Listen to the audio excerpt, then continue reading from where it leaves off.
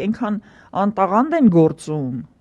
որ մի հատ ծրագիր իտո չկարողացան փակեն, որովհետև իրանք փակում են մարդկանց, բայց նախագիծը շարունակում է ապրել։ Այ հիմա այս գործից, որ խոսենք, նորից պիտի հիշեցնենք Նարեկի ու Վազգենի գործը, այս դա երկրորդն է, ինչպես գիտենք, իմնեմնիմի երկուսն է,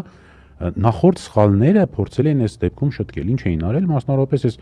բարձրախոսները, շտատիվները, տեսախցիկները, համակարգիչներն էլ էին տղերքի հետ ձերբակալել, տարել, կալանավորման տարել նաև ու երկար ժամանակ իրանք պահում էին։ Ու չկարողացան մեղադրանք առաջարկել, չգտան ոչ մի բան, բայց իրենց համար